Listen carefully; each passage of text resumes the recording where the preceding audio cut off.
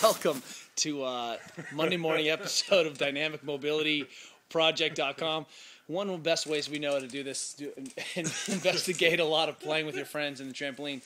Even if the trampoline is only rated for 100 kilos, there's no reason why you shouldn't put 160 kilos on it just to see what you can do. Here we are, and this morning what we're going to talk about is kind of optimizing your bottom position in the squat and looking at some of the structures that tend to limit that. Remember, we're not going to try to get caught up in which muscles we're mobilizing. We're trying to mobilize movements and bias any of the tissues that may be affecting or limiting that movement. So today on the CrossFit.com, there's a great workout that involves Turkish get-ups and then Zotz press, which is basically a press from a bottom of squat position. When we see athletes, and one of the great things about this programming is that it gives us a chance to really evaluate how tight and integrated the athlete can be in the bottom position.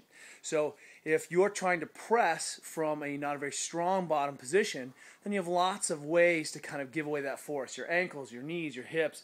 And what we're going to see is that if you're not dialed into having a really rock-solid, anchored, tight bottom position, then when you press that dumbbell over your head, you're going to be soft. And so I'm going to hand this over to my compatriot. I'm going to show you what I'm talking about. So if we throw back in the trampoline, you can imagine that in that bottom position where I'm trying to be really tight, if I'm not super integrated and not very organized, then I'm really just looking for tension forward and back. And as I press over my head, it's like pressing into this trampoline, and I'm really wobbly. And the trampoline exaggerates this, so you can see what's happening. If I'm in a good position, then I'm going to have really peak good external rotation, feeling this tight in the knee out over ankle, tight in the hip, belly is tight, really forcing external rotation, tight in this kind of lateral compartment of the hamstrings. So look, from here, boom, I'm super tight integrated, and there's not much wobbling that happens through the system. Versus when I come in and I'm a little bit soft, then I'm here and everything's a little bit wobbly.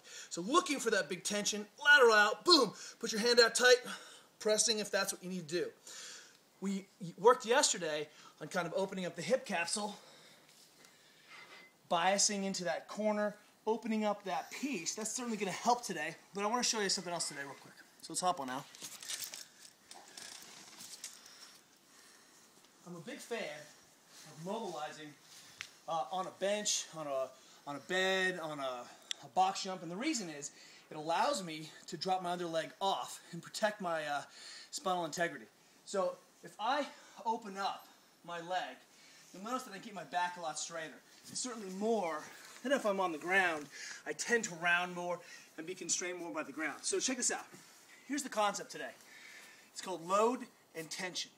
What I'm going to do is bias this. This looks like could be a straight hamstring stretch, except it doesn't really hit all the corners all the time. So what we're going to do is we're going to open up the leg to the side.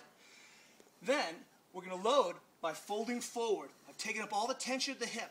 The tissue I bias first is biased kind of maximally. We call that tissue load ordering or tissue sequencing. So I load the hip, and then I'm going to apply the tensioner by straightening my leg. Bam, in that corner. You're going to feel some stuff in here that's legit. Is this hamstring? Sure. Is this part of the butt? Sure. Is this the connective tissue? Sure.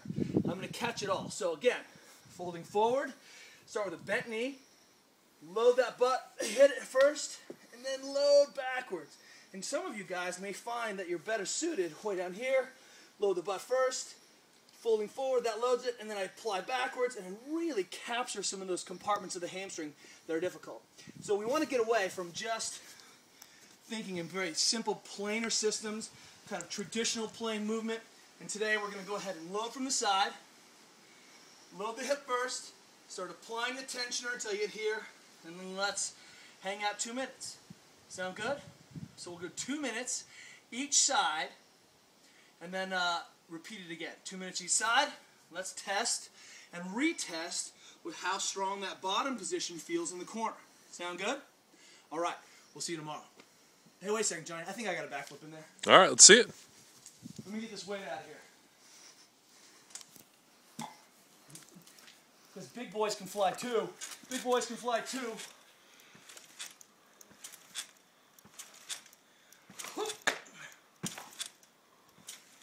Talk to you tomorrow.